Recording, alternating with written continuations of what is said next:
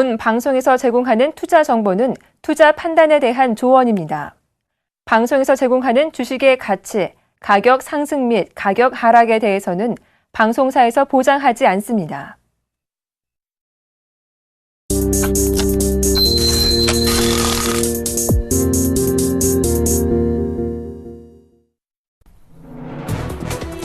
네, 출발 증시와이드 2부 문이 열렸습니다. 박미라입니다. 자, 지난주 국내 증시 코스피를 먼저 보면 외국인의 순매수가 이어지며 연중 최고치를 경신했습니다. 펀드 환매에 따른 기관의 매도가 강했지만 외국인의 매수와 삼성그룹주가 강세를 보이며 2010선을 방어해줬습니다. 시장은 이번 주에도 외국인 매수 여부에 주목하고 있는데요. 유럽의 경기 부양세에 대한 기대감이 나오며 추가 상승에 대한 기대감도 커지고 있습니다. 한편 코스닥은 2주째 올랐던 코스피에 다르게 지난 한 주 하락으로 마감했습니다. 금요일 종가 올랐지만 주 초반에 급락세를 만회하지 못했는데요. 이번 주 어떤 흐름이 이어질지 자세하게 출발 상황 분석해드리죠. 출발 증시와이드 2부 힘차게 출발하겠습니다.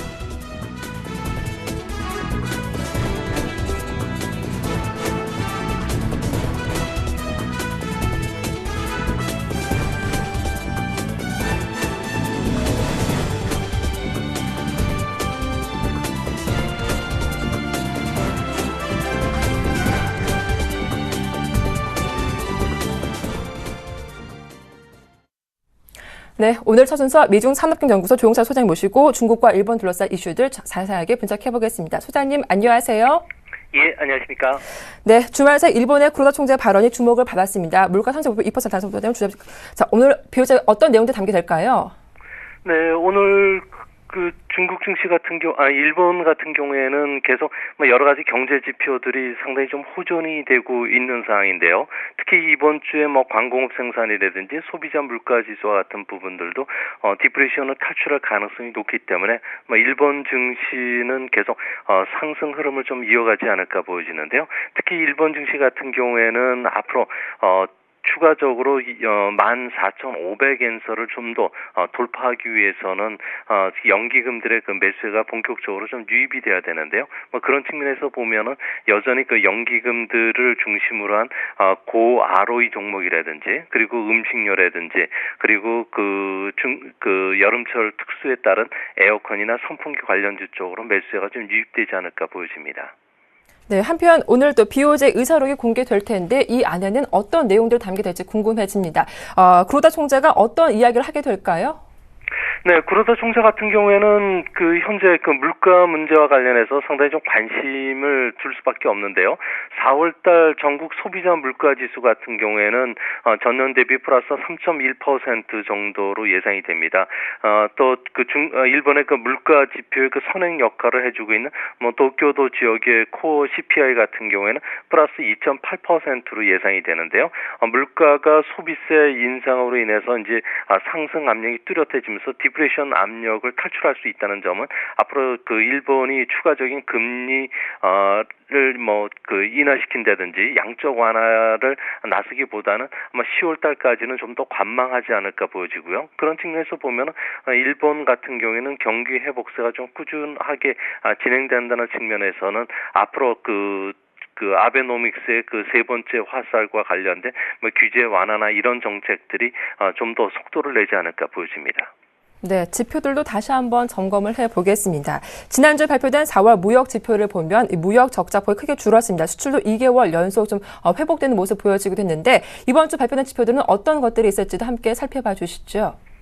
네, 이번 주에는 아무래도 광공업 생산 지수를 좀 더 면밀하게 보셔야 되는데요. 이는 환율이라든지 증시 동향에 중요한 역할을 해줄 수가 있기 때문에 그렇습니다. 특히 4월달 소매 판매 같은 경우에는 전년 대비 마이너스 4.2%로 감소할 것으로 보여지고요. 특히 이제 대형 소매점 판매는 마이너스 7.7% 그리고 전 세대 실질 소비 지출 같은 경우는 마이너스 1.1%로 감소할 것으로 예상이 되는데요. 소비세 인상 전에 가수요에 따른 반동으로 매출이 좀 감소하지 않을까 보여집니다.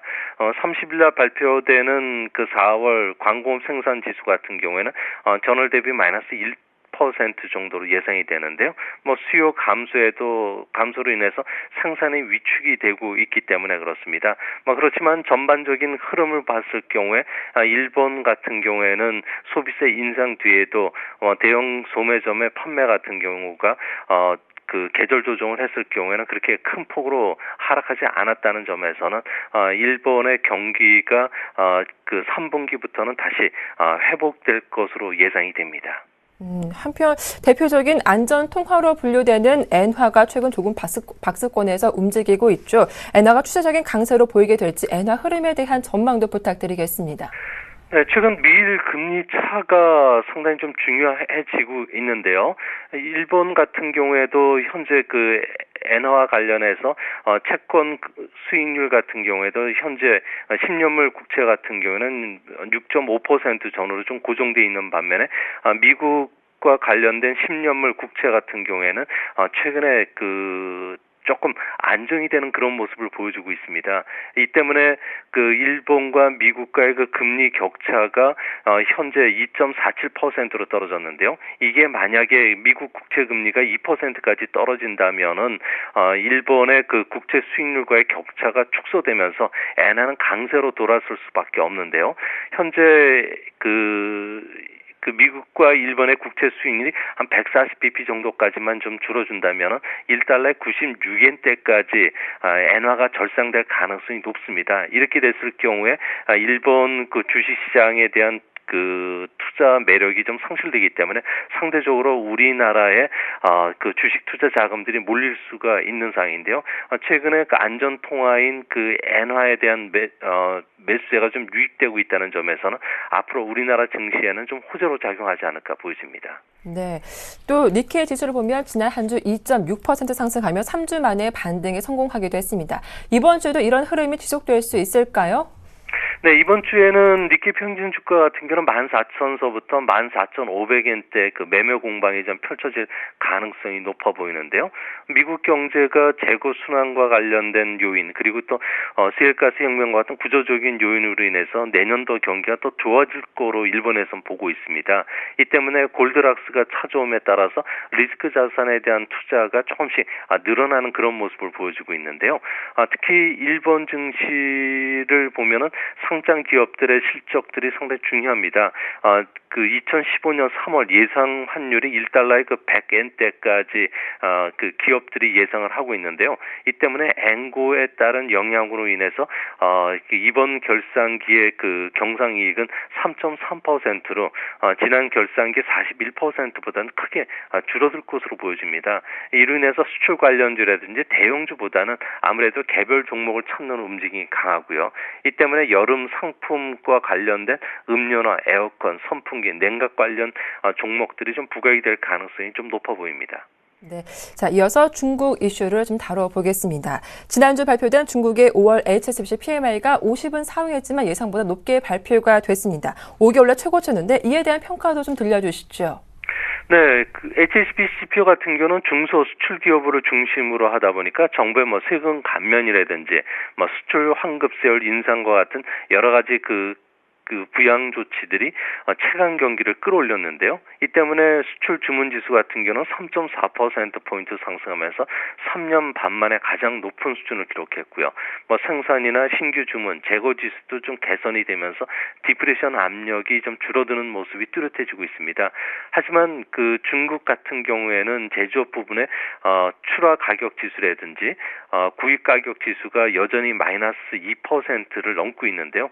이는 공급 과잉이 계속 진행이 되고 있지만 생산은 할수록 적자지만 시장을 이루면 모든 것을 잇는 중국 시장 특성상 출혈 생산이 좀 멈추지를 않고 있습니다. 여기에 부동산 가격이 계속 하락하고 있기 때문에 아무래도 중국 경기의 주요 역할을 해주고 있는 제조업 경기 회복은 좀 더 더디게 진행되지 않을까 보여지고요.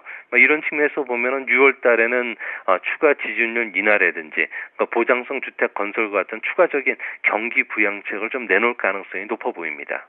예, 그런가 하면 중국 정부는 이런 수출 경쟁력을 좀 회복하기 위해서 여러 정책들을 내놓고 있는데 정책의 효과가 좀 바로 이어졌지 수출 경기에 대한 전망은 어떻게 보시는지도 의견 부탁드리겠습니다. 네, 지금 그 중국 같은 경우는 매달 그 수출과 관련된 여러 가지 부양책들을 발표를 하고 있는데요. 뭐 수출 환급세라든지 수출 수입업자에 대해서 다각적인 그 대출 지원과 같은 여러 가지 조치들이 좀 나오고 있습니다. 뭐 최종 수요 산업인 수출이 회복되지 못한다면 공급 과잉 문제라든지 부실 채권 문제 그리고 일자리 창출도 어렵기 때문에 그런데요. 하지만 그 5월 달부터는 중국 수출이 뚜렷하게 좀 증가할 가능성이 높아 보입니다. 이는 그 작년 1월부터 4월까지 홍콩에 대한 허위 수출이 어느 정도 지금 마무리됐다는 점, 그리고 홍콩에 대한 수출을 제해놓고 중국 전체 수출을 보면은 계속 꾸준히 증가하고 있다는 점. 이뿐만 아니라 올해 들어서 위엔화가 3% 정도 하락을 했기 때문에 아무래도 2분기는 수출이 플러스 5% 전후까지 회복이 될 것으로 보여지고요. 그런 측면에서 보면은 올해 중국의 GDP 성장률은 7.3% 전후로 경기 연착륙을 할 수 있을 거로 예상이 됩니다. 한편 이 부동산 경기가 좀 발목을 잡고 있는데 부동산 계약 건수가 급감하면서 수급 밸런스가 무너진 양상인데 부동산 경기 연착륙이 가능할지 궁금합니다. 앞으로 어떤 조치가 취해질까요? 네, 그 부동산과 관련해서 보면은 베이징 외곽의 그 많은 주택 가격들이 최근 10% 넘게 지금 하락하고 있는데요. 뭐 거래량이 급감하고 있고요. 미분양 주택도 늘고 있기 때문에 베이징 외곽을 중심으로 해서는 하반기에는 한 20% 정도까지 하락하지 않을까 보여집니다. 문제는 중국의 그 2008년 이후에 집값 사이클을 보면은 소폭 단기 조정이 머물렀지만 이번 조정은 좀 하락 기간이 좀 깊고요. 또 하락 기간도 2년 이상 걸리지 않을까 보여지는데요. 이 때문에 중국의 부동산 가격이 10% 하락한다면 성장률이 0.5%포인트 정도 떨어지고요. 또 부의 선순환이 막히면서 소비도 위축이 될 수가 있기 때문에 아마 중국 정부는 앞으로 부동산 투기 우려가 없는 도시를 중심으로 해서는 주택 대출을 다시 확대시켜주는 정책, 그리고 경기 회복을 위해서 보장성 주택 건설을 좀 더 가속화시키는 정책들을 펼칠 가능성이 높아 보입니다. 네, 끝으로 이 상해지수 점검을 해보겠습니다. 박스권 하단에 머물러 있는 상황인데요. 이번 주는 어떤 흐름이 전개될까요? 네, 이번 주 중국 증시 같은 경우에는 계속 약세 조정 국면이 계속 이어지지 않을까 보여지는데요. 앞으로도 그 중국은 매주 한 20여 개의 기업들의 IPO가 추진이 되는 상황이고요. 또 지방 정부의 대규모 채권 발행으로 인해서 그 기관들이 채권 그 투자 비중을 높이고 있기 때문에 수급 측면에서는 좋지 않은 상황입니다. 여기에 부동산 가격 하락이 계속 진행이 되고 있기 때문에 올해 상장 기업의 순이익은 당초 한 14% 증가를 예상했는데 현재는 마이너스 3%까지 좀 떨어질 것으로 보여집니다. 이 때문에 당분간 중국 증시와 관련해서는 좀 보수적인 접근이 필요해 보이고요. 3월 말 이후에 여러 가지 부양 조치 이후에 주식 투자에 나서는 전략이 좋지 않나 보여집니다. 그런 측면에서 보면은 철강이나 자동차 같은 경기 민감주들보다는 식품이나 제약, 철도 설비, 환경, 신에너지 관련 개별 종목으로 단기 매매하는 전략이 좀 바람직하지 않나 보여집니다. 네, 이렇게 중국과 일본을 둘러싼 주요 이슈들 분석해봤습니다. 도움 말씀 고맙습니다. 예, 감사합니다. 네, 지금까지 미중산업경제연구소 조용찬 소장과 함께했습니다.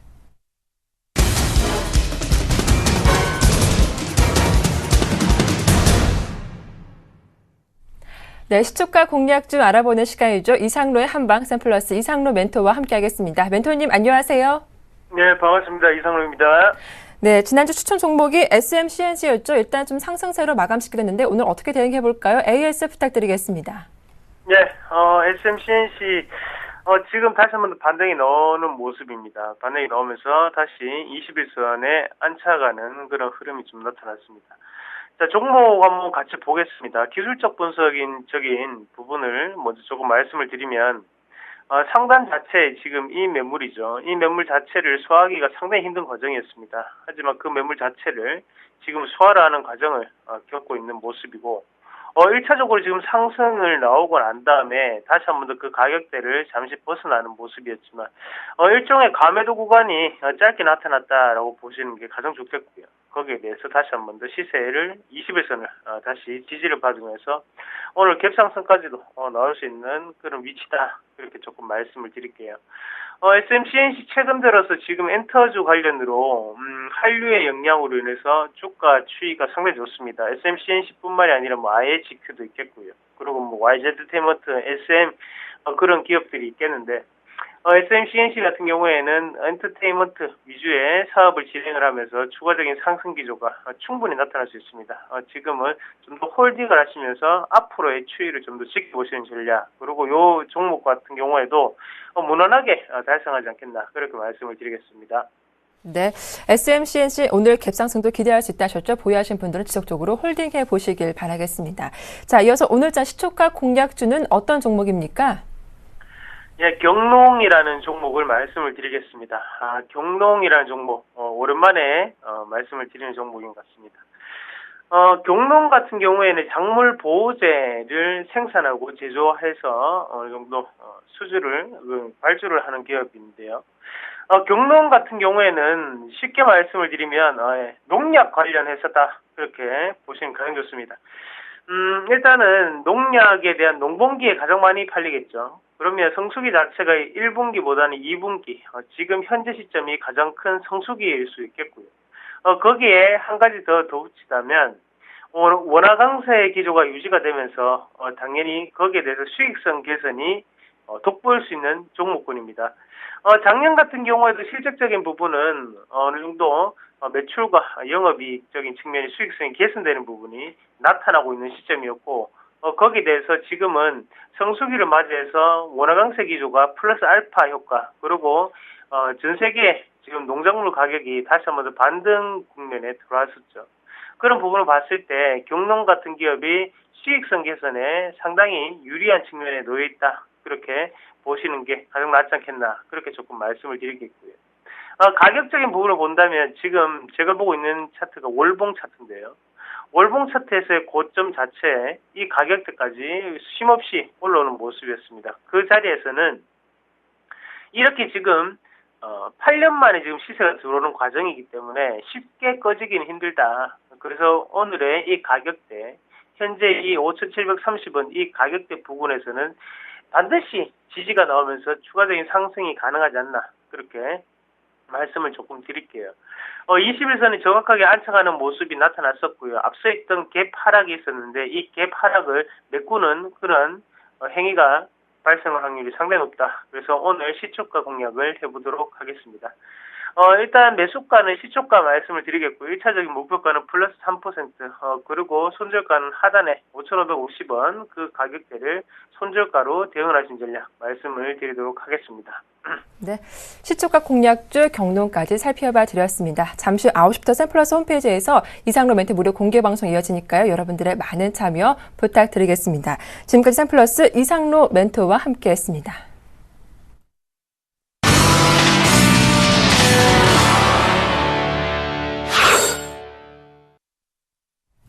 네, 출발 상황 분석 도와주실 두 분의 전문가 소개해드리겠습니다. 유스탁의 유창희 대표, 그리고 메리츠 송금증권 강남금융센터 김근호 연구원과 함께하겠습니다. 안녕하세요. 네, 안녕하십니까. 네, 자 5월 26일 월요일장 개장을 앞두고 있는 상황입니다. 유창희 대표님, 먼저 동시효과 분위기 궁금한데 코스피 오늘 이번 주도 추가 상승 좀 기대해 볼 수 있을까요? 어떻습니까? 코스피 시장 뭐 나쁘진 않다 생각하고 있습니다. 네. 다만 이제 힘이 조금씩 붙여가는 모습이 한 일주일 넘게 나오고 있다는 게 좀 아쉽고요. 네. 그 부분이 조금 해결된다라면은 충분히 이번 주 좀 의미 있는 월말이기 때문에 좀 반등이 나올 수 있지 않을까 생각을 좀 하고 있고요. 일단 시초가는 약간 보합 정도, 죄송합니다. 약보합 정도에서 출발하려고 하고 있고요. 코스닥 시장 같은 경우도 마찬가지입니다. 일단 강보합 정도 출발을 해서 550포인트에서 형성이 되려고 하고 있는데, 일단 61선에 대한 약간의 그 저항대, 그러니까 지난주에 결국엔 61선은 돌파를 못 시켜놨기 때문에 이번 주도 여기가 이제 저항이 되냐 마느냐의 그 기로에 놓여있다 생각을 하고 있는데요. 오늘 시장을 좀 바라봤을 때 코스피, 코스닥 모두 체크될 사항은 저항대 돌파를 좀 시연할 수 있는지를 좀 지켜봐야 된다 생각을 좀 하고 있습니다. 왜 그러냐면은 코스피 시장 같은 경우는 나쁘진 않습니다만은 어찌됐든 2010포인트를 중심으로 해가지고 방향성 없는 횡보 장세가 옆으로 발생된 게 한 8거래일, 한 7, 8거래일 되고 있고요. 코스닥 시장 같은 경우는 일단 처음에는 21선, 그리고 지난주 같은 경우는 61선, 그리고 또다시 21선 내려오고 있기 때문에 네. 21선, 61선을 약간 그 저항으로 맞이할 수 있는 중요한 변곡 위치에 놓여 있다는 것이죠. 만약 코스피 시장 같은 경우가 상승 반전에 성공하지 못한다라면은 일단은 뭐 큰 조정은 아니겠습니다만은 1990포인트 정도까지는 가격 조정이 한번 나올 수 있는 위치다라는 거 체크하실 필요가 있고요. 코스닥 시장 역시 마찬가지로 61선 자체 혹은 지금 내려오고 있는 21선이 다시 저항으로 맞고 흔들린다라면은 121선 자리인 530포인트대까지는 좀 강한 조정이 한 번 더 나올 수도 있다 생각을 좀 하고 있습니다. 그렇기 때문에 주 초반에는 무리하게 막 매수를 하시면서 대응하시기보다는 좀 확인을 하면서 매물대 돌파를 확인하면서 대응하는 게 좋다 생각을 하고 있고, 전체적인 분위기 자체는 아직까지도 시장은 살아있다 생각을 좀 하고 있고요. 네. 또 월말이기 때문에 월말 윈도우 디렉션 효과를 좀 기대해 본다라면은 긍정적인 마인드로 접근을 하시되 일단은 확인할 부분을 확인하면서 대응하자라고 말씀드리고 싶습니다. 그럼 한 가지 더 좀 질문 드리면 기관의 좀 수급적인 부분도 궁금합니다. 지난 한 주 내내 매도를 대응했는데 이번 주는 그렇다면 좀 매수로 전환할 가능성도 있는 걸까요? 지난주 보신다면 전체적으로 좋은 모습을 띄지 못했죠, 기관들이. 근데 네. 엄밀히 따지면은 지난 목요일하고 금요일은 매도가 많이 줄어들면서 뭐 약간의 그 매수를 좀 보여주려고 하는 모습도 연출됐었다는 부분들, 물론 이제 투신권의 펀드 환매의 물량은 좀 아쉬운 감이 있습니다만은 이 부분에 대해서는 조금 이번 주 매수로 조금 소폭 반전될 수도 있지 않을까 생각을 좀 하고 있고요. 네. 문제는 코스닥 쪽도 수급이 외국인들이 지난주 일단 매수로 돌아왔습니다. 4거래를 연속해서. 네. 다만 이제 기간의 매도세가 좀 아쉬운 부분들이 있는데 기관들이 이번 주에 매수를 얼마나 잡아주느냐 여부가 네. 물론 시장의 방향성이 결정될 수 있겠습니다만은 코스피 시장은 여전히 외국인들이 주도를 할 가능성이 높고, 코스닥 쪽의 기관들이 좀 매수가 유입이 되는지 여부를 좀 관심 있게 볼 필요는 있지 않을까 생각을 하고 있습니다. 네, 자 이어서 바로 오늘장 강세 예상 업종은 어느 것인지 분석해 보도록 하겠습니다. 김근호 연구원님. 네, 일단 전거래일에 좀 금요일이죠. 어떤 종목들을 좀 샀는지 보면 외국인은 일관된 패턴을 좀 보여줬습니다. 현대차, 기아차, LG전자, 우리금융, SK하이닉스, 그리고 한국전력, SK텔레콤, 삼성물산, 하나금융지주, 현대모비스 이런 종목들을 좀 샀습니다. 전체적으로는 뭐 완성차나 자동차 부품, 그리고 금융, 그리고 뭐 IT 이런 종목들을 좀 샀는데 역시나 가장 큰 특징은 운수장비 쪽으로 매수를 좀 이어나갔다라는 부분으로 좀 말씀을 드릴 수 있을 것 같고요. 기관 같은 경우에는 현대제철, 아모레퍼시픽, 그리고 롯데케미칼, 대림산업, LG이노텍, 삼성전자, BGF 리테일, 삼성중공업, 그리고 LG생활건강, 하나케미칼, KJB, 금융지주, 현대미포조선 이런 종목들을 좀 샀습니다. 전체적으로 좀 보이는 특징은 다양한 업종에서 좀 대표주들을 샀다는 건데, 일단 현대제철은 철강 쪽이고요. 롯데케미칼 화학, 그리고 건설의 대림산업, LED 쪽 LG이노텍, 그리고 IT 삼성전자, 그리고 조선 쪽의 삼성중공업.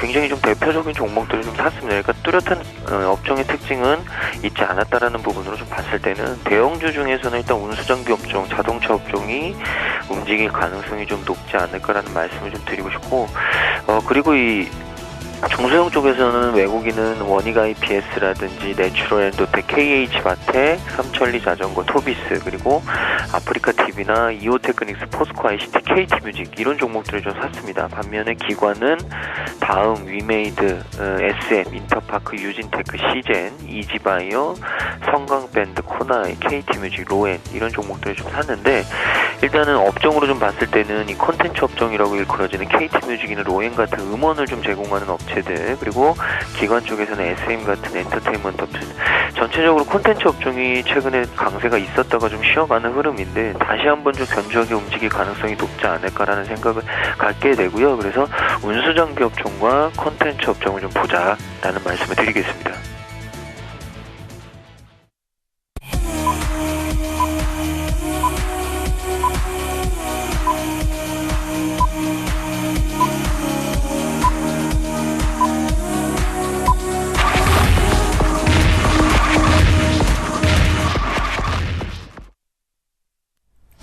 네, 5월 26일 월요일장 문이 열렸습니다. 벌써 이번 주도 5월의 마지막 주인데 이번 주 추가상 상승 가능할지 자세한 출발 상황 분석해 보겠습니다. 유찬 대표님, 먼저 코스피 출발 상황 어떻습니까? 집계가 됐습니까? 코스피 출발상 아직까지는 집계가 안 나오고 있는데 일단 약보합 정도에서 출발을 하려고 하고 있고요. 1포인트 정도 하락을 해서 2016포인트대에서 주가가 형성되려고 하고 있고, 일단 5일선 위에서의 지지력 테스트는 계속해서 발생될 가능성이 높다. 다만 5일선이 이제는 수평이기 때문에 지지 여부는 좀 큰 의미는 없다라는 거 체크를 하시길 바라겠고요. 코스닥 시장은 소폭 강세를 출발해가지고 551포인트에서 551.89포인트에서 주가가 형성되고 있습니다. 일단은 그 61선을 일단은 위에서 안착을 시도하려고 하는 모습을 띄고 있고요. 0.4% 정도 상승세를 보여주고 있기 때문에 오늘 조금 의미 있는 상승세가 나올 수도 있다라는 거. 다만 21선이 내려오고 있기 때문에 여기와의 그 관계를 어떻게 잘 마무리 지을지 여부를 좀 체크하시면 좋다 생각을 좀 하고 있고요. 일단은 그 선물 차트로 보신다라면은 일단 뭐 시장이 조금 약세이기 때문에 선물도 조금 약세를 띄고 있습니다만은 일단 5일선에서의 마찬가지로 지지 여부를 테스트하고 있는데 월말 윈드베이싱 효과를 좀 보려면은 베이시스가 좀 개선이 돼야 된다는 부분들. 그러니까 지금 베이시스 0.4 정도는 정상적인 베이시스입니다. 그렇기 때문에 정상적인 베이시스에서 조금 강한 베이시스로 좀 연출될 수 있는지 여부를 좀 보시면 좋겠다. 그렇다면 오늘도 프로그램 매수세가 조금 유입될 수 있기 때문에 그 부분 좀 체크를 하시길 바라겠고요. 환율 같은 경우를 좀 보신다면 전체적으로 0.4원 정도 하락을 해가지고 1024.2원 정도에서 형성이 되고 있습니다. 일단 1020원대에서의 추가적인 강세보다는 행보세를 보여주겠다. 일단 안정권으로 진입하고 있는 것이 아닌가. 그렇다면은 제가 봤을 때 1030원에서 1020원대에서의 등락은 발생할 수 있습니다만은 환율 관련해 가지고 어떤 뚜렷한 이슈거리가 발생할 가능성은 적다라는 거 좀 체크하시기 바라겠습니다. 네, 자, 이어서 일본 주식 출발 상황도 살펴보겠습니다. 오늘 일본 니케이 지수가 강하게 출발하네요. 지난주도 2% 이상 올랐는데 오늘은 0.9% 오르며 14,592엔에 개장했습니다. 자, 바로 이어서 코스피 시총 상위 종목들 출발 상황 분석해보겠습니다.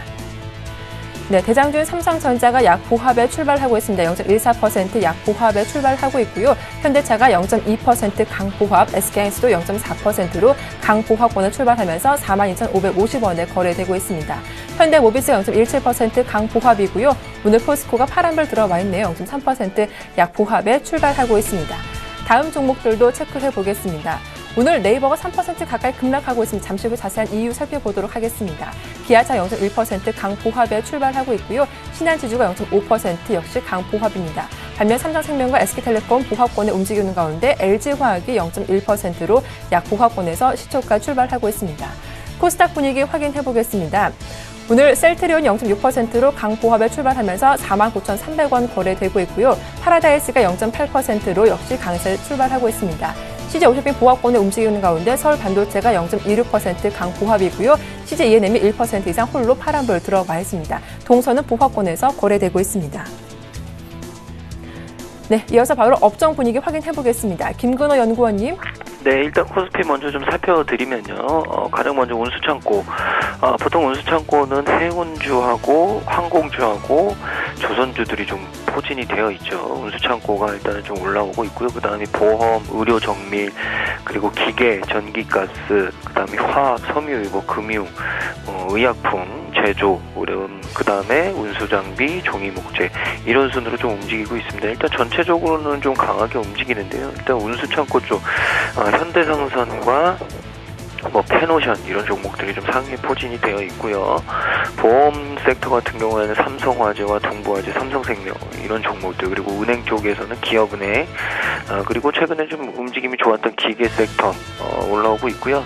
그다음에 전기가스 쪽에서는 오늘 이 에스코 한국전력이 좀 빨간불을 켜고 있습니다. 그리고 인천도시가스 지역난방공사도 강보합으로 시작을 했고요. 그 다음에 이제 증권주들, 그리고 화학주들 올라오고 있는데, 일단 화학주 같은 경우에는 경농조비 같은 이 사료와 관련된 종목들도 있고, 하나나 KG케미칼, 제일모직과 같은 또 이 화학업체들도 있고요. 이런 부분들을 좀 참고하시면 좋을 것 같고, 일단은 이 금융 섹터들이 전체적으로 상위 포진되어 있고, 그 이외에 전체적으로 좀 강보합을 유지하고 있다라는 말씀을 먼저 드리고, 코스닥을 그 다음에 살펴드리면 오늘 또 디지털 콘텐츠가 좀 강하게 올라오고 있습니다.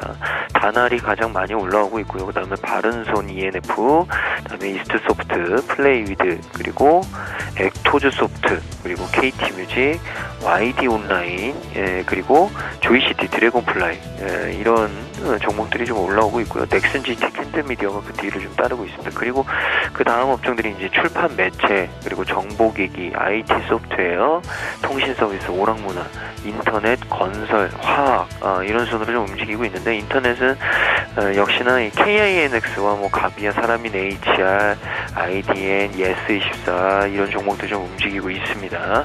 그리고 오락문화 역시 뭐 디지털 콘텐츠와 거의 일맥상통한다고 좀 보시면 되는데, 전체적으로 이 콘텐츠를 제공하는 업체들, 그리고 엔터테인먼트 주들이 대거 포진되어 있는데, 에머슨 퍼시픽과 SBS 콘텐츠 허브가 강하게 좀 올라오고 있다. 그리고 그 뒤를 파라다이스가 좀 움직이고 있다라는 말씀을 드리고요. 인터넷 같은 경우에는 아까 말씀드렸듯이 KINX와 가비아가 전체적으로 좀 상승을 이끌고 있습니다. 그래서 일단은 오늘은 뭐 양시장 다 전체적으로 좀 강하게 좀 시작을 하는 모습들, 그러나 장중에 역시나 이 업종들, 대표 업종들에 있어서는 좀 관심을 많이 기울여야 되지 않을까라는 말씀 드리겠습니다. 네, 자, 이어서 수급 살펴보겠습니다. 오늘 코스피는 장 초반 좀 파란불 들어왔다가 좀 빠르게 상승 반전 시도하고 있는 모습인데요. 오늘도 외국인의 선현물 매수가 모두 유입되고 있습니다. 유창 대표님, 오늘 코스피 수급 어떻습니까? 수급 아침을 봤을 때 그렇게 나쁘진 않다 생각 좀 하고 있고요. 외국인들이 거래소에도 매수가 들어오고 있습니다. 선물 쪽에 700계약 정도 매수가 들어오면서 프로그램 쪽으로 비차익을 통한 매수가 유입이 되고 있다라고 말씀드리고 싶고요. 코스닥 쪽은 소폭 매도가 나오고 있는데, 이것이 조금 매수로 반전되는지 여부를 좀 체크를 하자. 다만 오늘 개인 투자자분들이 아침부터 좀 강하게 매수를 하고 있기 때문에 쉽게 매수가 들어오기는 좀 힘들 수도 있다라는 거 좀 체크를 하시기 바라겠고요. 업종별 동향을 좀 보신다라면은 전체적으로 약간은 이제 매수가 좀 강하게 들어오는 업종보다는 전기전자 중심으로 해가지고 매도가 좀 나오고 있는데, 그나마 유통, 그리고 뭐 전기가스, 그리고 통신하고 금융업 쪽으로 해서 매수가 들어오고 있다는 부분인데, 약간은 경기 방어주 성격 있는 종목군들 중심으로 해서 일부 매수가 포착되고 있는 것이 아닌가 생각을 좀 하고 있습니다. 네, 자, 이어서 외환시장 출발 상황도 살펴보겠습니다. 오늘 순서는 KB 외환선물 정경팔 팀장과 함께하겠습니다. 안녕하세요. 네, 안녕하세요. 네, 월 말을 향해 가고 있습니다. 내고 물론 좀 부담이 되고 있는데, 오늘 출발 상황은 어떻습니까? 네, 지난 5월 7일부터 오늘까지 달러원의 1,020원대 박스권 행보가 지속되고 있는데요.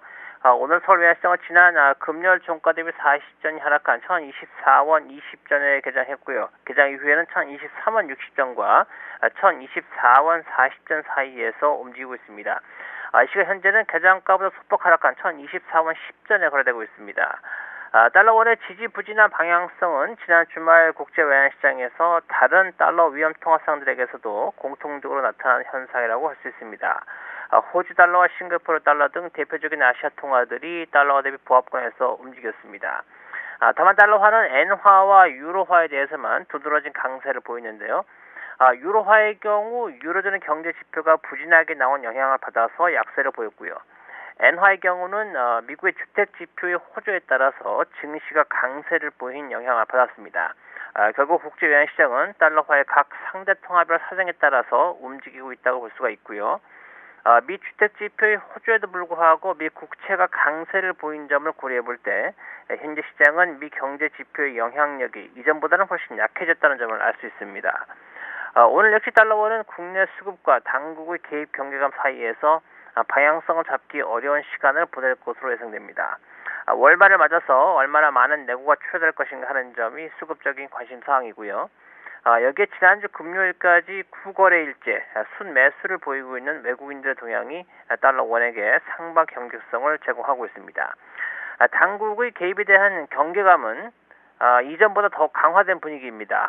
지난 9일의 경우를 보자면 당국은 달러 원이 1,020원 90전까지 하락하기까지 별다른 조치를 취하지 않기도 했습니다만, 지난 금요일의 경우는 이전보다 높은 수준인 1,023원대에서 개입을 단행하는 모습 보였고요. 이로 인해서 장중 1025원 50전까지 상승했습니다. 시장 참여자들에게 추가 하락에 대한 기대감을 조기에 차단하려는 당국의 강력한 의지가 나타났다고 볼 수 있습니다. 원화가 좀 더 해외 위험 통화들과 흐름을 함께할 경우 당국이 우려하는 절상보다는 절하로 방향성을 바꿀 가능성이 엿보입니다. 이는 아시아 위험 통화들의 주축을 이루고 있는 호주 달러의 추가 약세 가능성 때문인데요. 호주 달러는 철광석 같은 수출품들의 가격이 하락하면서 약세가 진행 중이고요. 현재로서는 추가 하락이 가능할 것으로 보여집니다. 원화와 호주 달러의 상관성이 0.8에 이르는 만큼 매우 높은 비율로 방향성이 같다고 볼 수가 있고요. 이러한 호주 달러의 약세는 국제외환시장에서 N 크로스 포지션의 청산을 주도하면서 N1의 반등에도 영향을 줄 것으로 예상하고 있습니다. 이러한 대외적인 변수에 의해서 달러원이 시장 자율적으로 반등할 것인지 여부가 앞으로 서울 외환시장에서의 주요 관전 포인트라고 볼 수 있습니다. 네, 이렇게 외환시장 전망까지 말씀 자세하게 들어봤습니다. 도움 말씀 고맙습니다. 네, 감사합니다. 지금까지 KB 외환선물 정경팔 팀장과 함께했습니다.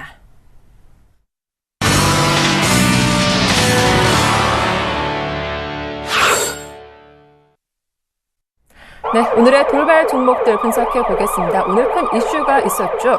국내 2위 포털인 다음이 카카오와 합병한다고 밝혔습니다. 이렇게 되면 거대 규모 IT 서비스업 기업으로 거듭나게 될 텐데 합병 기일은 언제이고 주가 흐름 어떻게 될지 여러 가지가 궁금해집니다. 다음에 대한 주가 흐름 살펴보도록 하고요. 이 소식이 네이버는 약세를 보이고 있더라고요. 그 영향은 어느 정도인지도 살펴보도록 하겠습니다.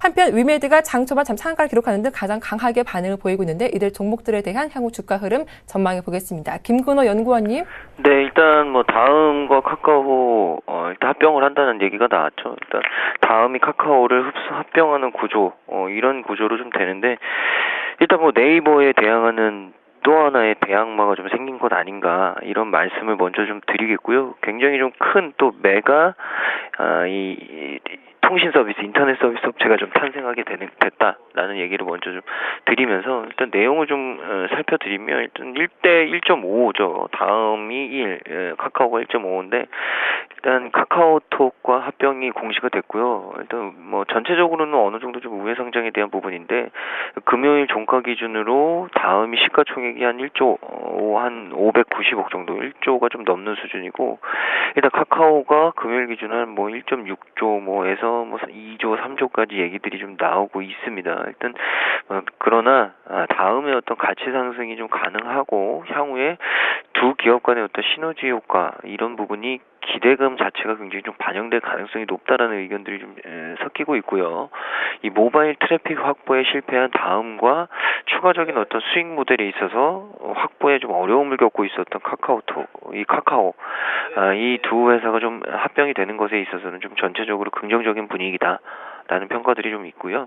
이 카카오톡 지분이나 카카오톡 지분이 보통 김범수 씨 한 30% 가까이 들고 있고 K큐브 홀딩스, 텐센트, 위메이드 그리고 다음은 이재용 씨 그리고 KB자산운용, 캐피탈그룹, 템플턴 그리고 국민연금, 웰링턴 이렇게 좀 가지고 있는데 일단 다음과 카카오톡의 합병은 역시나 상대 회사인 네이버에는 악재가 될 수 있을 것 같고요.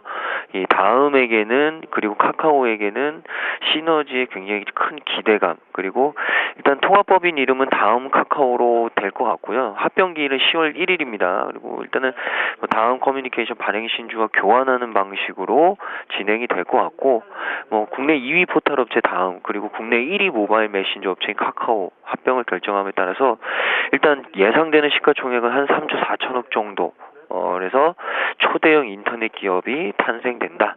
라는 얘기를 좀 드리고 싶습니다. 이 부분들을 좀 참고하시면 좋을 것 같고요.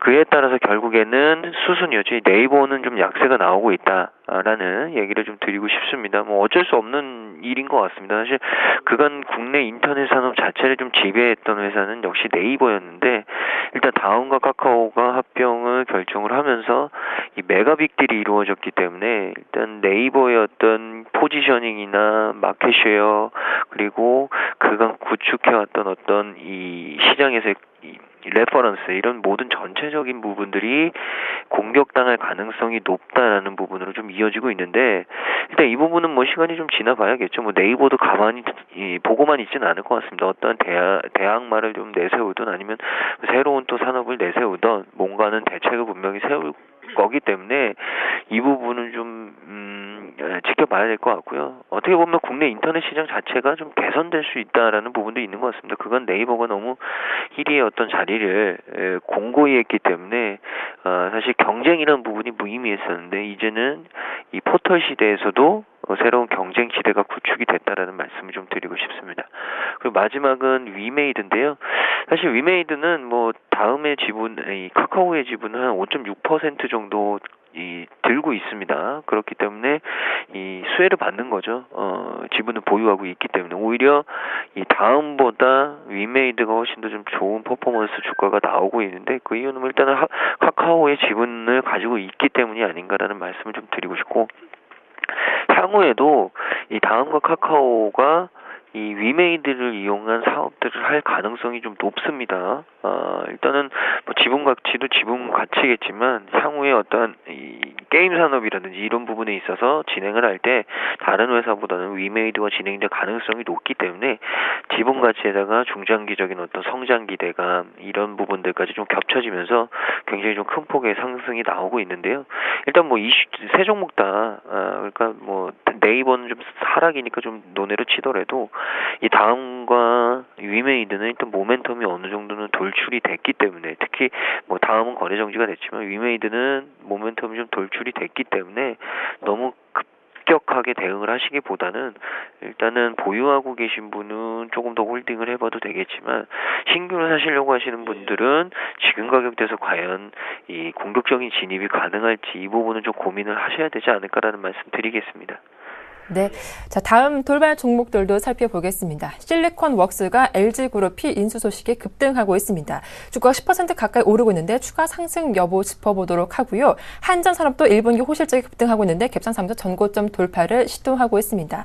또 오늘 남북 경협주도 오르고 있는데요. 북한이 인천 아시안게임에 참가한다고 하죠. 이 소식에 주가들도 오르고 있는데 자세한 흐름 살펴보도록 하겠습니다. 유창 대표님. 네, 일단은 뭐 실리콘웍스가 LG그룹에 이제 편입이 돼 있다고 하죠. 그러니까 네. 코멘 네트워크가 갖고 있는 16.52%하고 LG 디스플레이가 보유하고 있는 2.8% 정도를 LG가 인수를 한다고 합니다. 그래서 LG 그룹으로 이제 편입이 되는데 실리콘웍스는 이제 국내 최대의 팹리스 업체죠. 시스템 반도체 관련해 가지고. 근데 예전에 이제 LG 향 기업이었어요. 이 회사가. 왜 그러냐면 예전에 이제 LG에서 있었던 분이 나오셔 가지고 회사를 차려 가지고 사업을 계속 진행하셨던 분이신데 그래서 지금 이제 LG로 다시 편입이 됐다 얘기가 나오죠. 어떤 이제 LG 그룹을 편입이 된다는 얘기는 LG가 이제 스마트폰이라든지 디지털 이제 가전 최근에는 뭐 스마트 TV라 그러죠. 해가지고 계속 이제 그 팹리스 시스템 반도체 수요가 계속 늘어나고 있고 여기에 대해서의 그 주문이 뭐 주문을 해서 만드는 것보다 자기들이 자체적으로 만드는 게 좀 더 개발 효율성이 높아질 수 있지 않겠느냐는 기대감으로 좀 매수를 편입을 한 것 같아요. 주가 자체도 강세를 띠고 있죠. 한 8% 가까이 상승세 보여주고 있고요. 다만 이제 차익 매물이 좀 쏟아지고 있다는 부분들. 그러니까 LG그룹을 편입이 된다고 해서 나쁜 건 아닙니다만 이미 주가가 먼저 선 반영됐다는 부분도 그리고 이게 오늘만 처음 나온 뉴스가 아니기 때문에 이미 23,000원대에서부터 거의 3만원대까지 올랐다는 얘기는 일정 부분 효과는 반영이 됐다. 왜 그러냐면 뭐 실적 자체가 뭐 3배, 4배로 늘어난 건 아니기 때문이죠. 그래서 이 부분에 대해서는 약간 차익 매물이 나오고 있기 때문에 추가적으로 추격 매수하기엔 좀 부담이 될 수 있다. 오히려 28,000원을 이탈하게 된다라면은 한 27,000원대까지 약간 갭을 메꾸는 일부 조정도 나올 수 있기 때문에 그 부분은 차관하시길 바라겠고요. 한전산업이 강한 상승세를 보여주고 있습니다. 실적이 서프라이즈하게 나왔죠. 매출이 746억 정도, 전년 대비해서 한 4% 증가했고요.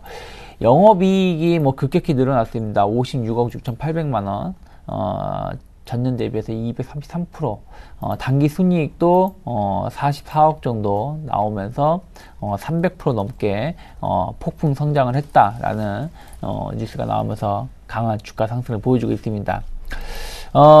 다만 실적에 대한 이제 발표가 나오고 나서 주가 흐름을 보신다라면은 상당히 좀 변동성이 높아요. 장중 상한가 근처까지 갔다가 또 급락이 나왔다가 하는 모습을 띠면서 지금은 도지 모양이 나오고 있다. 위아래 꼬리가 긴. 그렇다면 약간의 그 4,000원대, 4,500원대 매물대를 투자자들은 조금 두려워하고 있는 것이 아닌가 생각을 하고 있고요. 이 자리가 돌파가 된다고 하더라도 4,800원대에 좀 강한 악성 매물이 좀 남아있기 때문에 실적 개선에 대한 기대감은 상당히 주가의 긍정적인 모습을 띌 수 있습니다만은 반응 자체가 좀 시원찮다. 그 얘기는 매물대가 상당히 많이 쌓여져 있기 때문이다라고 평가를 한다라면은 일단 좀 확인하면서 접근하시다. 라고 말씀드리고 싶고요. 1차적으로 4,500원 안착 여부를 확인하시며 접근하시고 4,500원이 안착이 된다라면 한 4,800원대까지는 추가적인 상승 가능할 수 있다라고 말씀드리고 싶고요.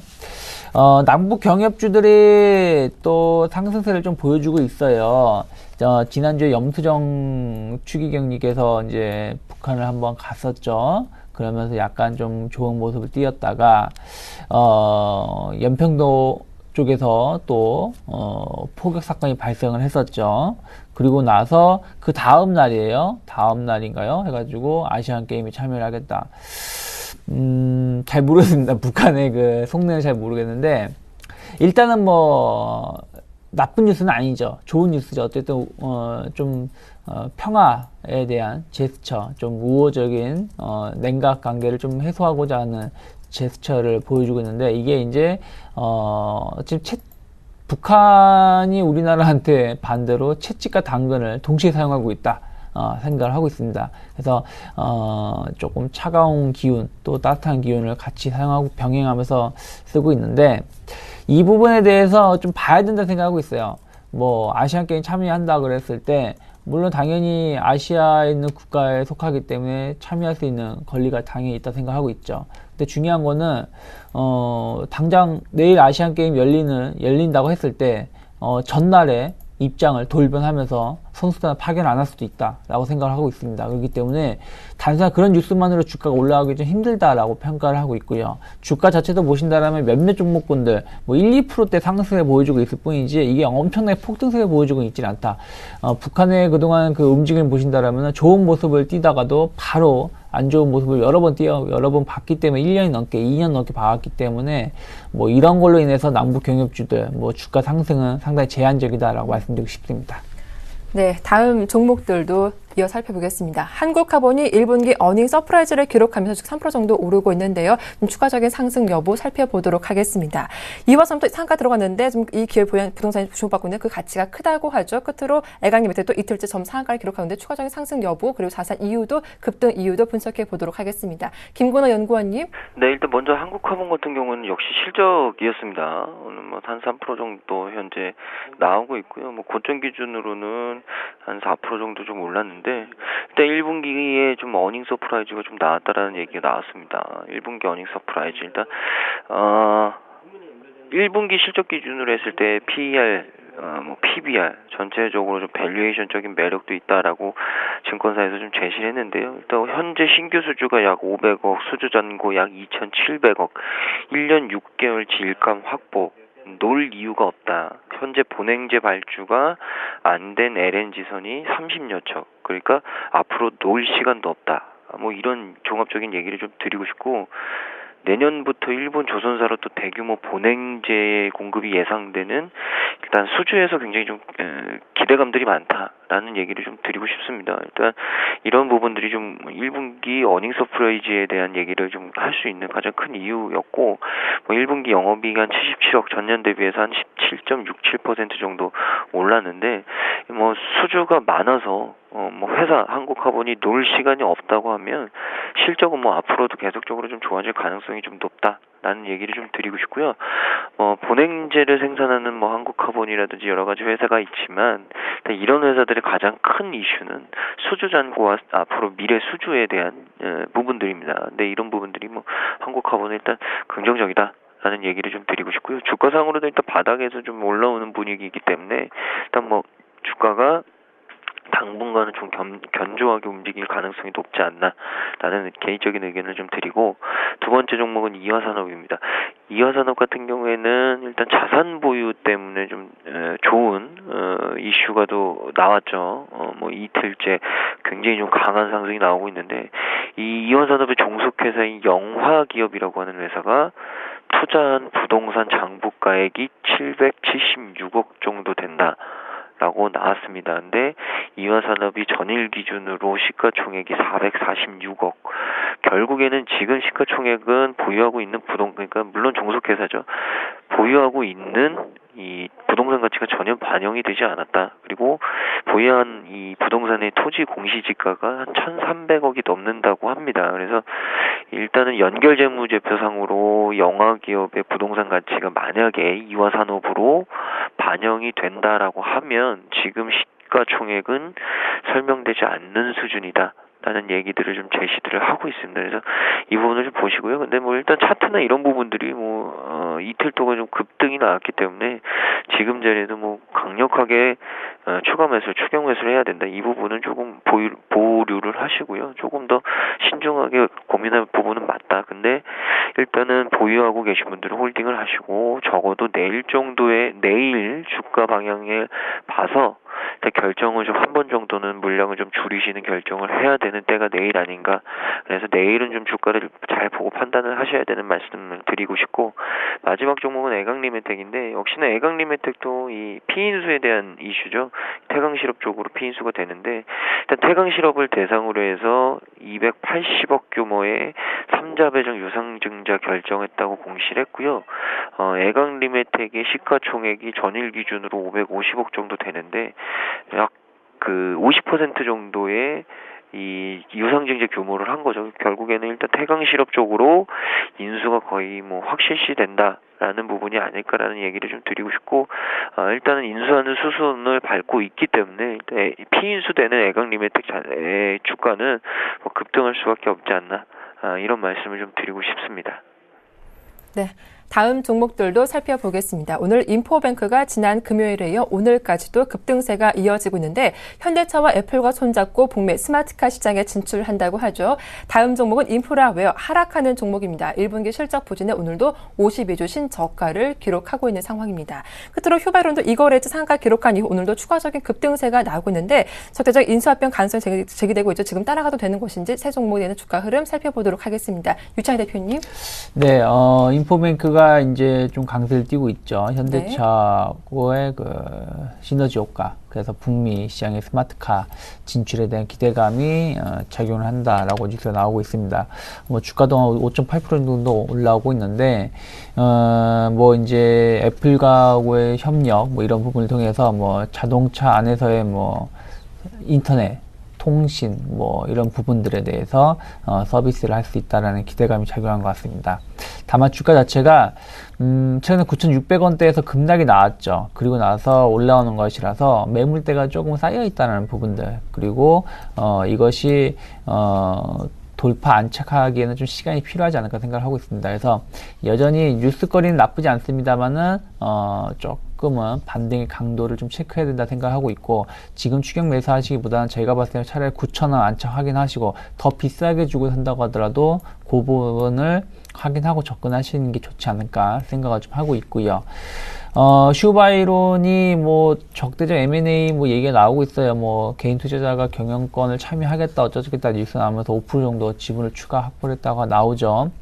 오늘 상한가 근처까지 갔다가 차익 매물 쏟아지고 있는데, 이런 거는 매수하실 필요는 없다 생각을 하고 있습니다. 뭐 슈바이론 회사 뭐 이번에도 그렇게 좋은 회사는 아니죠. 뭐 상장 페이지 근처 갈 뻔했다가 또 그런 것 벗어나기도 했었고요. 뭐 불성실 공시, 그리고 뭐 계속해서 사업이 좋지 못하고 있기 때문에 어떤 뭐 개인 투자자가 이걸 정말로 중장기적으로 긍정적으로 바라보면서 매수를 하는 건 아니다. 의미 없는 조금 이런 거에 좀 추격 매수하셨다가 손실 보실 수도 있기 때문에 이제 되도록이면 좀 멀리 하시는 게 좋지 않을까 생각을 좀 하고 있고요. 인프라웨어가 좀 급락세가 나오고 있죠. 실적이 안 좋게 나왔어요. 전체적으로 뭐 영업이익이 뭐 1억 1,600만 원, 전년 대비해서 97% 급감했고요. 단기 순손실도 7억 1,200만 원으로 적자 전환됐고요. 매출도 90억대로 한 21% 정도 감소를 했는데, 일단은 뭐 모바일 전용 오피스를 주력으로 생산을 하는 업체죠. 뭐 보안 쪽도 하고 있습니다만은, 근데 이제 폴라리스라는 이제 모바일 오피스인데, 작년에 이게 예견이 됐던 부분들이 있죠. 무슨 얘기냐면은 구글이 모바일 오피스를 무료로 서비스를 배포를 하기 시작을 했죠. 그러다 보니까 인프라웨어가 여기에 대한 기대감으로 상당히 주가가 많이 올라왔었었는데, 삼성과의 어떤 시너지 효과 그런 거에 기대감으로, 그리고 나서 주가 자체는 아까 말씀드린 대로 구글이 모바일 오피스 시장을 무료로 배포한다라는 얘기가 나오면서 좀 흘러내리는 모습이었죠. 인프라웨어가 그때 당시에는 증권사들도 그렇게 말을 했습니다. 전혀 상관은 없다. 이거는 인프라웨어가 오히려 더 돋보일 수 있다라는 얘기가 나오면서 주가를 방어하려고 했습니다만은, 그때도 제가 말씀드렸는데 그 부분은 그렇게 쉽게 볼 수 있는 부분이 아니었다. 구글이 전체적으로 이런 부분들에 대해서 무료로 배포한다는 얘기는 인프라웨어는 격타를 받을 수 있다고 생각을 했었고요. 그러한 것이 이번 분기에서도 좀 반영되는 것이 아닌가 생각을 좀 하고 있습니다. 일단 약간 뚜렷한 좀 모멘텀이 없다라는 부분도 보신다면은 추가적인 급락까지는 좀 안 나올 가능성이 높다 생각하고 있어요. 하지만 반등이 나온다고 하더라도 기술적 반등에 불과하다. 그렇다면 보유하고 계신 분들 일단은 7,000원 이상권으로 좀 반등의 기회를 준다라면은 비중을 좀 줄이시는 게 좋지 않을까 생각을 좀 하고 있습니다. 네, 이렇게 인프라웨어까지 온 돌발 종목들 자세하게 분석 도와드렸습니다. 지금까지 두 분과 함께했죠. 유스탁의 유창희 대표님, 그리고 메리츠증권 강남금융센터 김건호 연구원님 두 분과 함께했습니다. 수고 많으셨습니다. 고맙습니다. 네, 감사합니다.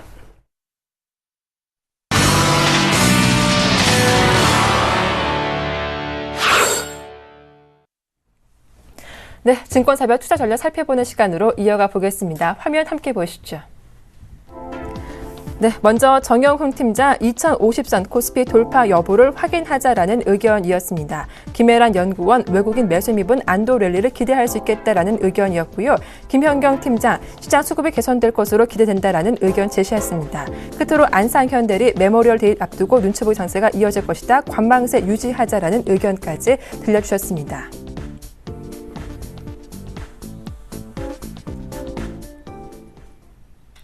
네, 오늘 순서는 동보증권의 김현경 팀장과 함께하겠습니다. 안녕하세요. 예, 안녕하세요. 네, 장 초반 매수하던 외국 현재는 매도 규모를 좀 확대하는 모습 나오고 있습니다. 코스피도 약 보합으로 돌아선 상황인데요. 오늘 어떤 전략이 필요할까요? 예, 최근에 이제 주식형 펀드에서 환매 물량이 계속해서 출회가 되고 있는데요. 지난주 금요일 날은 1,482억 정도의 주식형 펀드 환매 물량이 나왔는데, 이 물량은 지난주에 7천억 원 넘는 정점을 찍고 최근에 계속해서 환매 물량이 줄어드는 그런 모습으로 일단 기관의 수급은 점차 개선되지 않나 생각을 하는데요. 오늘 장 초반에 외국인 같은 경우 선물에서 1,200개 가까운 순매수를 하고 있는데, 베이시스가 0.8 정도로 콘덴고이지만 프로그램 순매수가 들어오지 않는 그런 모습에서 외국인 역시 특별히 이 프로그램과 연관된 매매 말고는 특별한 행태는 보이지 않는 그런 상황으로 판단이 되고요. 코스닥 같은 경우는 오전부터 기관 같은 경우 250억 정도, 외국인이 70억 정도 매도가 나오면서 지금 코스닥의 수급이 좀 더 좋지 않은 그런 모습을 보이고 있습니다. 아무래도 오늘이 미국의 메모리얼 데이로 휴일인 관계로 전체적인 외국인의 매매의 거래량은 좀 많이 줄어드는 그런 모습을 보이고 있는 것 같고요. 하지만 아까 말씀드린 대로 주식형 펀드 환매 물량이 줄어든다면 기관들이 관심을 가지고 있는 그런 종목에 좀 더 관심을 가질 필요가 있지 않을까 생각이 되는데요. 그런 주식에서는 대형주에서는 하나케미칼이 있겠고요. 하나케미칼 같은 경우 최근에 기관들의 매수세가 끊임없이 이어지고 있는 가운데 외국인의 매도 물량이 만만치 않게 나오고 있습니다. 이 외국인 물량은 최근에 발행된 DR의 차익 거래로 볼 수 있겠는데요. 이런 외국인의 매도량이 최근 들어 줄고 있다는 점, 최근에는 외국인의 매도량보다 기관 매수량이 더 많다는 점을 생각해 본다면 한번 관심 가져 보시면 좋을 것 같고요. 또한 최근에 조선주 역시 기관들이 계속해서 저가에 매수를 하고 있는 그런 대표적인 업종이기 때문에 이런 기관들이 관심 있는 업종 좀 관심 있게 보시면 좋을 것 같고요. 코스닥 같은 경우는 최근에 60일선까지 조정을 보인 이후에 최근에 좀 변동성이 커지는 그런 모습을 보이고 있는데요. 이것은 신용 물량이 최근 들어서 좀 최대치에 가까운 그런 모습을 보이면서 최근에 등락폭이 좀 심해지는 그런 상황인 것 같습니다. 모멘텀이 살아있는 그런 테마나 그런 섹터 위주의 좀 슬림화된 전략이 필요할 것 같고요. 코스닥은 그렇지 않은 모멘텀이 살아있지 않은 그런 업종 비중은 좀 축소하시는 그런 방향의 투자 전략이 필요한 시기인 것 같습니다. 네, 미국 메모리얼 데이를 앞두고 관망세가 이어지고 있지만 기관의 수급이 들어오는 종목에 관심을 갖자는 의견까지 자세하게 들어봤습니다. 도움 말씀 고맙습니다. 네, 감사합니다. 네, 지금까지 동보증권의 김현경 팀장과 함께했습니다.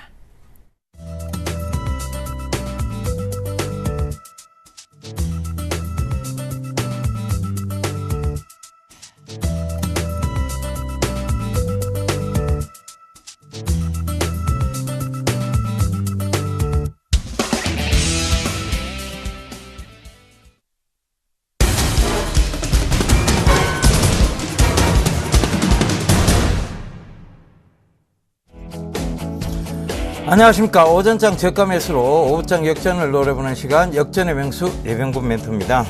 장 출발한 지 한 30분 정도 지났습니다. 지금 코스피는 소폭 조정에 조금 들어와 있는 것 같고 코스닥은 상승 가닥을 이어가고 있는 모습입니다. 전체적으로 보면 상승장입니다. 그런데 코스피와 코스닥이 키를 좀 맞춰가면서 올라가고 있다는 점도 분명히 좀 참고를 해보셔야 될 것 같습니다. 그 점 참고해 보시고요. 오늘 전체적인 얘기들 좀 말씀드리도록 하겠습니다. 바로 하반기에 가장 큰 화두라고 제가 말씀드렸는데 그것이 바로 사물 인터넷입니다. 사물 인터넷 시장은 계속 지금 진화를 하고 있고 진화를 하면서 순환 매적 차원에서 막 돌아가면서 상승 가닥을 이어가고 있다는 점 여러분들께 계속 말씀을 드렸는데요. 지금도 그러한 모습이 계속 펼쳐지고 있다는 점 체크를 해보셔야 될 것 같습니다. 일단 지금 비콘 관련해서 지금 또 삼지전자라든가 GTNT라든가 그런 것들이 계속 강하게 지금 올라오고 있는 모습들. GTNT는 정말 너무 폭등을 하는 모습들을 보여주고 있네요. 그죠? 삼지전자도 마찬가지고. 그런데 이런 것들은 따라가는 전략은 아니에요. 그런데 분명한 것은 지금 사물 인터넷 관련해서는 계속해서 지금 이 순환 매적 차원이죠. 그러니까 어떤 섹터를 좀 올렸다가 또 어떤 섹터가 조금 사그랄 때 또 다른 섹터를 올렸다가 그러니까 결과적으로는 사물 인터넷은 아마 올 한 해에 가장 큰 화두가 되지 않겠느냐 말씀드리도록 하겠습니다. 전반기에 분명히 효성 ITX가 굉장히 사물 인터넷의 가장 큰 대장주로 역할을 자리매김했습니다. 그러면서 지금 또 사물 인터넷 그 후속주로 나온 것이 GTNT인데 이것이 바로 굉장히 또 강하게 또 대장주로서의 지금 역할을 해나가고 있다는 점. 그러니까 올 한 해는 어찌됐든 이 사물 인터넷을 빼고 얘기를 할 수가 없는 그런 시장이 될 것 같습니다. 그래서 그 점도 꼭 좀 참고를 해보셨으면 좋겠고요. 지금 이제 그 2등주로서 이제 올라오기 시작하는 것이 삼지전자입니다. 삼지전자도 좀 체크를 해보셔야 될 것 같은데 전체적으로 보면 이런 모든 것들이 IT 쪽 관련해서 강한 올해의 큰 트렌드를 형성할 것이라는 거 분명히 알 수 있습니다. 그 점 꼭 좀 참고를 해보셔야 될 것 같고요. 그래서 제가 오늘도 여러분 월요일 날은 무슨 날이다? SK 하이닉스의 날입니다. 제가 월요일 날마다는 SK 하이닉스를 짚어드리기로 분명히 말씀드렸고 그래서 오늘도 SK 하이닉스 살펴보면서 얘기 드리도록 하겠습니다. 자, SK 하이닉스 뭐 계속 신고가를 만들어내면서 가고 있습니다. 이 더 이상 빠지지도 않습니다. 뭐 좀 빠져서 좀 사볼까 예병군 멘토가 저렇게 강조를 하니까 좀 빠지면 좀 사볼까 해라고 했는데 빠지질 않습니다. 그죠? 그만큼 시장에서 가장 큰, 즉 IT 대형주 쪽에서는 가장 큰 모멘텀을 가지고 있다는 것이겠죠. 그래서 그 모멘텀은 바로 모바일 D램의 어떤 진화 때문일 것 같습니다. 모바일 D램이 계속 진화를 하고 있어요. 그러니까 여러분들이 들고 다니시는 스마트폰, 스마트 기기, 그 다음 타블릿 PC 이런 쪽이 그 모바일 D램 쪽이 결과적으로는 굉장히 진화를 거듭하고 있고 그 다음에 일반적인 D램 가격도 상향 안정화가 지금 되고 있다는 점도 참고를 해보셔야 될 것 같습니다. 그래서 이런 모든 것들이 SK 하이닉스에 지금 호재가 되고 있고, SK 하이닉스가 도시바나 샌디스크로부터 소송을 당했지만 그것은 아무 영향을 미치지 못하는 그런 상황까지 왔습니다. 왜? 실적이 이미 그 소송 가액을 훨씬 넘어서는 모습들, 즉 그런 모습들이 보여주고 있기 때문입니다. 결과적으로는 SK 하이닉스는 이제 제대로 된 성장성을 부각받았다고 할 수 있는데요. 차트를 보면서 좀 말씀을 드릴게요. 자, 차트를 보면 계속 꾸준한 우상향 패턴 맞습니다. 그런데 이것을 일봉으로 보니까 그런 거예요. 일봉으로 보니까 여러분들 굉장히 고점이다라는 생각을 하실 수 있습니다. 그런데 주봉이나 자, 주봉을 보시게 되면 굉장히 긴 기간이죠. 이 긴 기간 동안의 박스권, 즉 이 박스권 상단을 딱 돌파를 해놨습니다. 그죠? 박스권 상단을 돌파해 놓은 상황에서 더 이상 이 박스권 밑으로 빠지지 않고 있다는 점 체크를 해 보셔야 될 것 같고요. 이것이 이제 이 긴 기간 동안에 저항대로 부딪혔던 곳이, 그죠? 이런 곳들이 바로 이제 강한 지지대가 형성이 될 거예요. 그죠? 강한 지지대가 형성이 될 거고, 지금은 이런 그 저항대가 이미 뚫어졌다는 것은 이 회사의 동사에 이미 긴 기간 동안의 거래량이라든가 이런 것들을 모두 체크해 봤을 때 이미 이 구간에서는 더 이상 빠질 구간이 없다는 것입니다. 그런 점도 체크를 해 보셔야 될 것 같아요. 그 다음에 월봉을 딱 체크를 해 볼게요. 월봉을 체크해 보면 아직까지 저평가고입니다. 이게 뭐냐 하면 결과적으로는 감자도 한번 했죠. 2003년도에 이렇게 하면서 SK 하이닉스 이만큼 꺼졌을 때는 최고 국민 주식이었죠. 그죠? 국민 주식이 이만큼 빠졌을 때는 바로 이 지금 회사에 굉장히 안 좋았던 부분들, 그런 부분들을 다 불식을 시켰고, 그 다음에 불확실성이 해소가 됐어요. 그것도 굉장히 장기적으로 존재했던 불확실성이 해소가 됐다는 부분입니다. 그래서 그런 부분들이 여러분 SK 하이닉스를 꼭 주목해 봐야 되는 이유고, 또 이 SK 하이닉스는 전체적으로 보면 섹터상으로 전자 쪽입니다. 제가 그 하반기에 주도주가 될 만한 섹터를 여러분들께 말씀드렸는데 그게 전자 자동차 쪽이에요. 그리고 화두로는 사물 인터넷 시장을 말씀드렸고, 이 사물 인터넷 시장도 역시 전자 쪽과 관련이 있습니다. 자, 전자가 갈 수밖에 없는, 안 가고는 못 배기는 이유가 있습니다. 바로 트렌드이기 때문에 그렇습니다. 여러분들이 많이 들고 계세요. 그리고 그 트렌드가 계속 진화를 하고 있습니다. 쇠퇴기가 아니라 진화를 거듭하고 있다는 거죠. 그러니까 여러분들이 들고 다니시는 스마트 기기부터 시작해서 자, 이제 차고 다니는 시계까지, 그리고 이 모든 것들이 웨어러블 디바이스 시장까지로 확대가 되고 있다는 얘기. 그렇다면 이 전자 쪽이 과연 사그러들 수 있는 섹터냐? 아니라는 거죠. 그럼 예전에 주목받았던 전자 섹터들이 왜 부품주들이 이만큼 빠지느냐? 문제는 간단합니다. 이미 많이 공급이 됐기 때문에 그 교체 시기에 대한 부분만 남아있기 때문이에요. 그런데 그 부분을 보자는 게 아니에요. 전자 쪽도 그 부분을 보자는 게 아닙니다. 이미 지나간 과거를 보자는 게 아니에요. 새로 성장할 섹터를 보자는 겁니다. 그게 웨어러블 디바이스였죠. 그죠? 그래서 제가 대박 플러스에서 여러분들께 소개시켜드렸던 블루콤이 지금 거의 180% 가까이 되는 상승을 보이고 있습니다. 그런 점도 여러분들께서 체크를 해보셔야 됩니다. 결과적으로는 이 새로운 성장성을 갖춘 섹터들이 속속속 등장하고 있는데 그것이 바로 사물 인터넷과 관련해서, 그리고 여러 가지 새로운 성장성을 부각을 가지면서 올라오고 있다는 거예요. 자, 여러분, 세월호 사태를 보면서 제가 느끼는 게 좀 하나 있습니다. 전부 책임의식이 없어요. 본인한테는 굉장히 관대합니다. 본인이 속해 있는 집단이나 본인에게는 굉장히 내가 그 정도만 해도 굉장히 잘했는 건데, 그죠? 근데 타인에겐 굉장히 독서를 내뿜죠. 주식시장도 마찬가지입니다. 여러분, 타인에게 독서를 내뿜고 본인에게 굉장히 관대한 전문가를 믿지 마세요. 본인, 그 틀릴 수도 있지. 전문가가 신이냐고. 틀릴 수도 있다라고 얘기를 하죠. 그죠?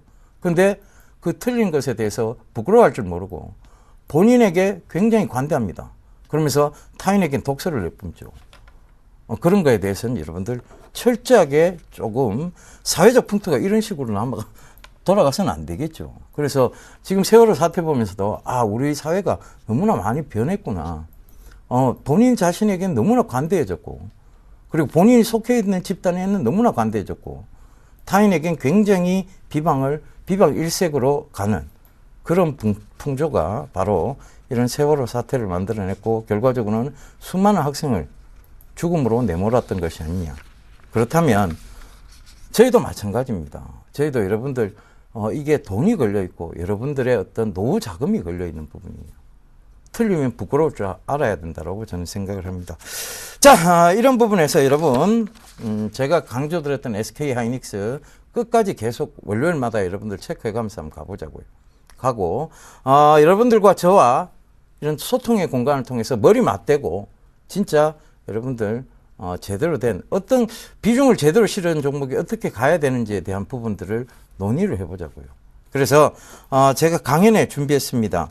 2014년도 5월 30일, 그러니까 이번 주 토요일 날이죠. 오후 2시에 부산, 바로 부산일보 10층에서 부산 지방 강연회가 있습니다. 그리고 그 다음 날이죠. 5월 1일 일요일 날 오후 2시에 영남일보 대구죠. 지하 1층에서 강연회를 하니까요. 현장 접수도 되고요. 지금 전화 접수도 받고 있습니다. 무료고요. 1577-7451로 문의 전화 주시면 되겠습니다. 그리고 요 방송이 끝나고 온라인 공개 방송 합니다. 바로 10시 30분부터인데요. www.sentv.co.kr로 접속하시면 저하고 소통의 공간을 가지실 수 있을 겁니다. 여러분, 우리가 누굽니까? 전문가라고 여러분들한테 떳떳이 얘기를 하고 있습니다. 그러면 적어도 여러분들과 이런 소통의 공간을 통해서 여러분들의 수익을 말씀드릴 수 있는 그런 시간을 가져봐야 될 것 같습니다. 자, 오늘은 이만 물러가고요. 내일 아침 다시 인사 올리도록 하겠습니다. 지금까지 예병군 멘토였습니다.